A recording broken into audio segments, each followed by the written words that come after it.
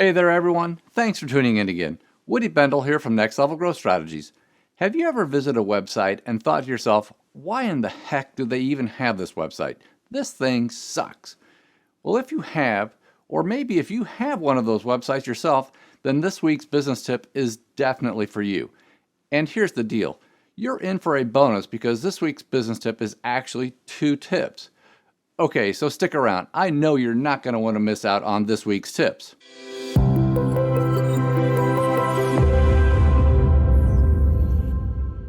All right, welcome back, everyone. Let's jump right on in. So, in the intro, I mentioned something that I'm certain every single one of us has experienced, and I'm betting pretty recently as well. You know what I'm talking about, right? You go to a website, and you're there for a reason, and you find a hot mess. It's slow, you can't find what you're looking for, you have to jump through hoops to get the thing that you need, things keep timing out, or the thing that you're trying to do just doesn't work. I mean, come on, this internet thing's been around for more than just a little while now, right?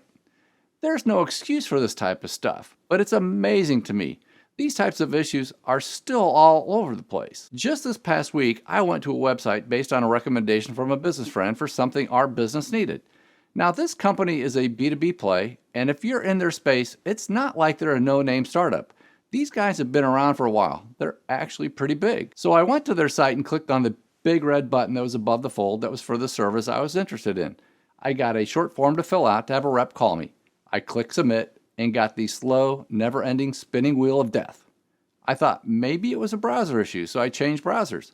Same thing. Well, they had a toll-free number up in the corner, again, in large, bright red font, so I called the number, and either their service was down or they'd forgotten to pay their phone bill.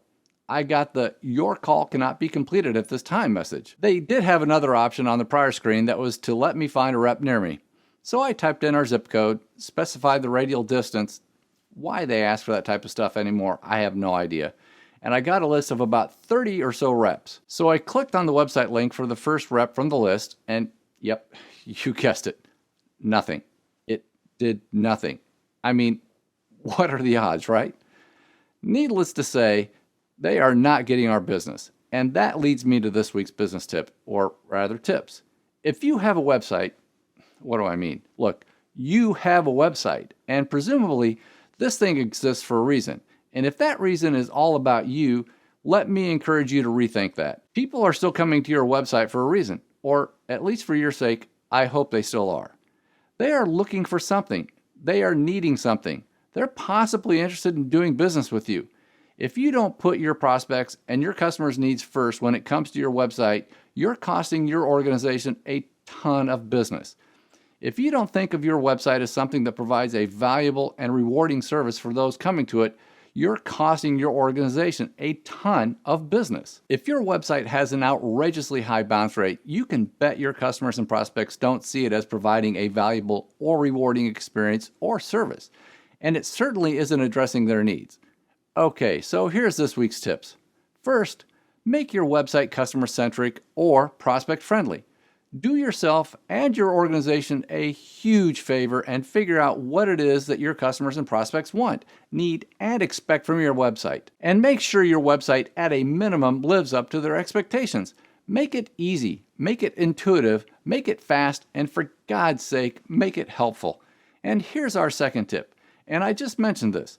Make sure that your website is customer-centric or prospect-friendly.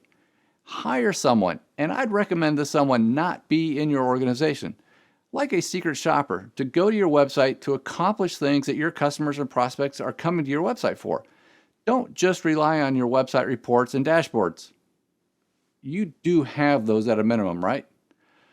But on this mystery shopper thing, do this at least once a month and have them try to accomplish the most valuable tasks or activities that your customers and prospects are trying to accomplish on your site.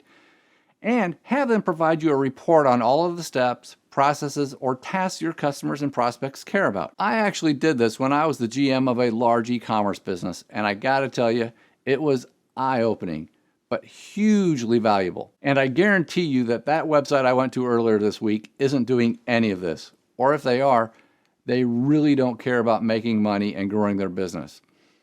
I know, shocking, right? So there you have it. That's this week's tip for getting your organization to its next level of profitable growth by creating clarity, alignment, and consistency. And if you'd like some help making your website more customer-centric, or if you just want someone to kick its tires, be sure to give us a call. Thank you again for watching, and we'll see you next time.